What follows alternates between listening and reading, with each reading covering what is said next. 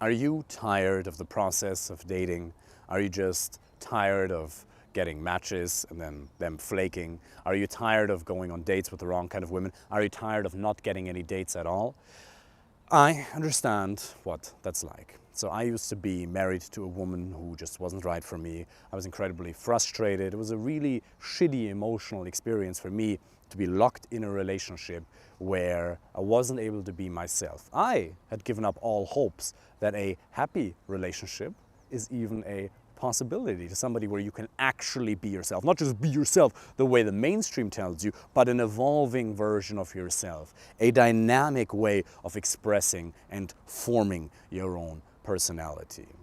What I want to talk to you about today are the four archetypes, or four of the archetypes that are used in psychology to describe different aspects of our personality, as well as the importance of your inner dialogue and how that relates to your success in dating, or business, or your career, but primarily in dating and relationships.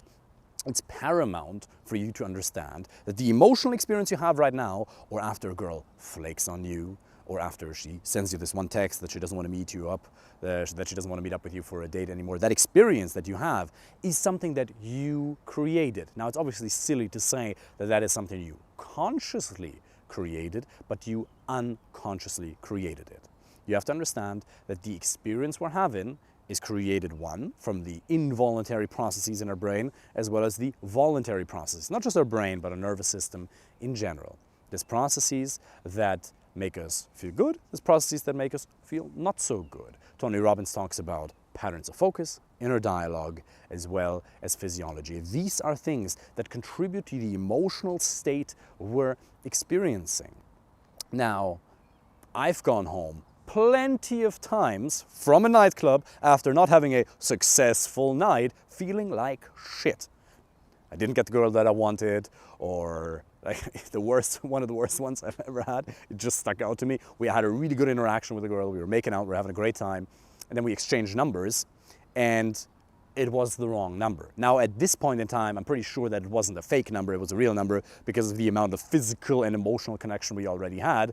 So she actually made a spelling mistake. So, little piece of advice for you right here, right now, whenever you exchange numbers, always make sure to call her right then and there. Not because she's gonna give you a fake number, sometimes it's gonna happen, but just to make sure it's actually the wrong number. I felt terrible because we agreed to, at that point, meet up a little bit later, right? Because she was gonna stay with her friends, I was gonna stay with my friends, and at the end of the night, we're gonna take a taxi home and celebrate life together. Well, that didn't happen because the number didn't work. I was pissed for 15 minutes, and then my friends got me into a bit of a better mood.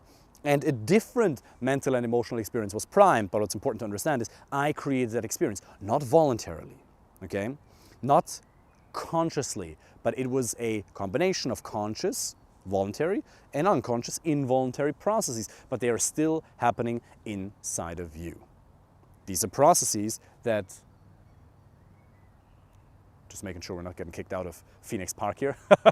These are processes that influence the way you experience life. Because remember, it is not what's happening on the outside, but it is your subjective emotional experience of life.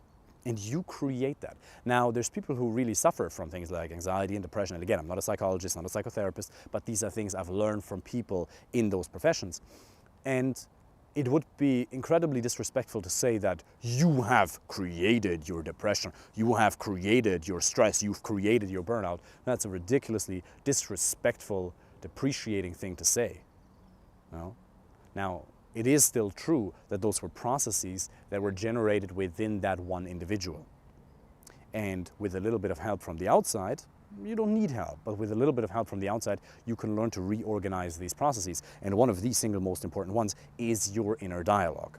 Now, how does that relate to the four archetypes? The king, the warrior, the magician, the lover. Four archetypes of the psyche, metaphors for parts of our personality, metaphors for certain mental and emotional state. Now, the warrior, to keep it real brief, well, you can now imagine, the warrior, he who makes things happen, he who attacks obstacles, he who doesn't shy back, he who lives with courage, he who feels fear and acts despite of it. The warrior is the guy who sees the woman, feels the nervousness, feels the degree of anxiety, and goes and does it anyway.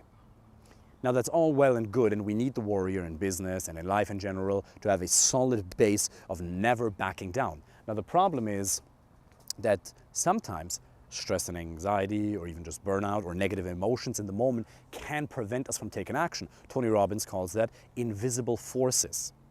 So just saying I'm going to do it anyway, I'm going to live in the warrior, is not always going to work. So by changing our inner dialogue, we can prime a different mental and emotional state by going to the unconscious first. It's all based on Milton Erickson. Maybe you've heard of NLP. NLP is a system that was based on the teachings of hypnotherapy by Milton Erickson. And there's people like John Grinder and Richard Grinder, John Bendler, I don't even know the names, the two guys who founded NLP, right? And people like Gunther Schmidt in Germany, or people like Tony Robbins, who've all learned from Milton Erickson. Now, by changing your inner dialogue, you're going to be able to prime a different mental and emotional state. For example, when you go and approach a woman in public and she rejects you, or you have a conversation and she doesn't want to exchange numbers, she says, "Nah, I'm not in the mood." She doesn't even give you a fake excuse. She just says, "Nah, I don't think so." That hurts a bit, you know. Then you could walk away and say, "Oh, how's this ever supposed to work for me? Can I ever get things right? I'm too ginger. It's not gonna work." You know, whatever the inner dialogue may be that's going on inside of your mind. But most of the time, it's not a empowering dialogue. The thing that I like to make you aware of is you have choice. You can control that dialogue at least to a large extent. Maybe not fully, but at least to a large extent. And what's important there is it's not just what you say, but it's also how you say it. It's not just telling yourself different words in your own head. We're getting kicked out now, so we're going to continue this video in a minute. So we quickly had to find a new setup because we're getting kicked out of that side of Phoenix Park. So what I was talking about was the importance of the inner self dialogue. And it's not just what you say to yourself that primes certain mental and emotional state, but it's also how you say it. When things happen that you don't like, or almost always when you don't feel the way you would in business and dating, there's a certain inner dialogue that's disempowering you. This invisible force, as Tony calls it, is working, but you can impact it. So what I'd like you to analyze in the future, when you have a frustrating experience in the dating context, she flakes, you go on a date, she doesn't want to meet you again, you go home together, and it's just like she's just not into you, and then obviously you respect that. Something that's frustrating to you. How do you talk to yourself? What are the words and how do you say it to yourself? Gunther Schmidt, one of the most respected, I'm not even sure if he's a psychologist or psychotherapist, one of the most respected guys in that industry in Germany. He's a master at using words in a very playful way. He uses his voice in all kinds of funny ways. It sounds crazy. This is one of the most intelligent men. I don't want to say in Germany, but he's like pretty smart. He's pretty fucking smart, okay? And it seems crazy and it seems utterly unintelligent to hear somebody use this voice like this. Oh, look, today's another day where I definitely won't be able to do all the to-dos I want to do. Oh, look, another day where I'm not going to be able to deliver on all the deliverables. Oh, look at that. Now, it sounds crazy, right? This is an example he likes to use in the context of burnout because, now I'm not a psychologist, I'm not a psychotherapist, but one of the characteristics of getting a burnout is one of the things that have to happen in order for you to get a burnout is the fact that you have to have higher expectations of yourself than you are physically possible to deliver. You know, it's not possible for you to deliver X outcome, but you still have those expectations of yourself. And expectations of ourselves are usually at least partially related to a certain type of inner dialogue, what you say and how you say it. So instead of sitting there, we all know this, getting out of dating and going into a business or a life context, oh shit, I have all these to-dos, gotta do this, fuck, shit, how am I supposed to be able to manage this shit? Oh, how am I gonna be able to do this? Oh, what if? What if is a very toxic combination of words. Now, this kind of dialogue is gonna prime certain mental and emotional states. I'd encourage you to look up priming on Google.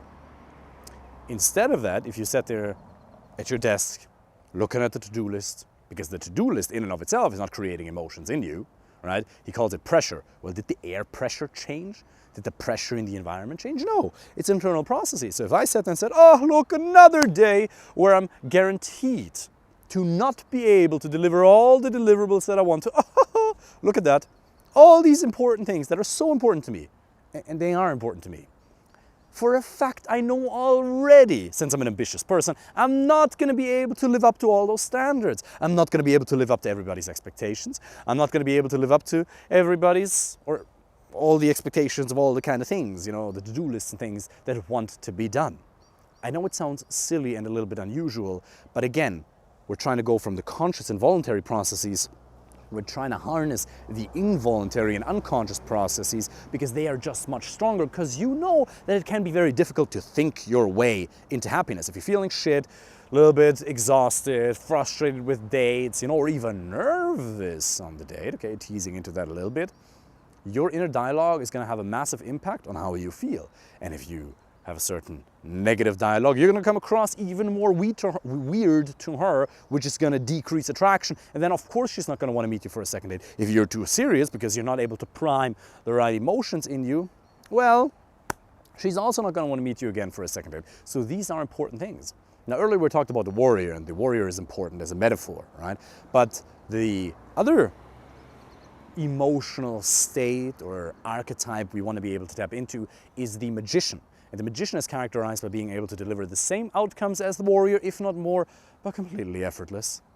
The magician is smart, he's witty, he knows the fastest and most effective way without putting in all the power and the energy and the force that the warrior puts in. Granted, there is a time and a place for that, but we can't live our entire lives in that place. David Goggins is the most accurate manifestation of the archetype of the warrior, and it's amazing. But I personally, I take great inspiration from him. Every time I go to the gym, I listen to that. Not every time, but like at least 40% of the time I go to the gym or go for a run, I listen to David Goggins or Jocko Wilkins, or whatever his name is. Right? These guys are incredibly inspirational role models for the warrior. Now, I don't want to live my entire life being a warrior. I don't want that strain in that metaphorical way. I want to be able to tap into the magician.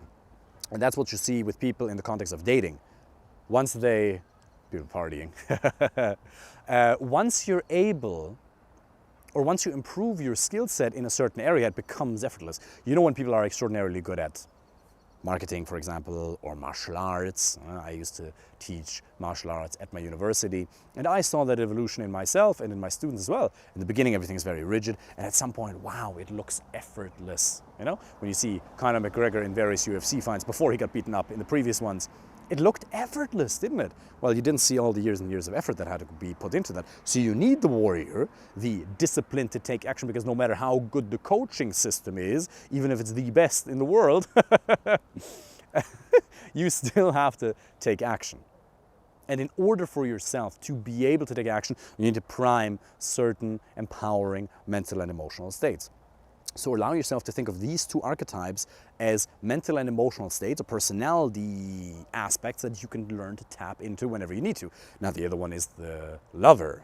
And the lover is absolutely necessary to establishing a man-to-woman connection on the date.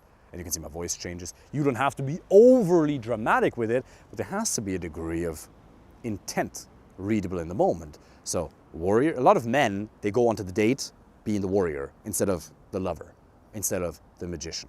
Okay, these are the three. And then the fourth one would be the king. Now, the king is characterized by generative energy. The king is super important when it comes to relationships, servant leadership. That would go a little bit too far for this particular video, but the message I want you to take away from this is, if you feel bad, it's not because you did anything wrong.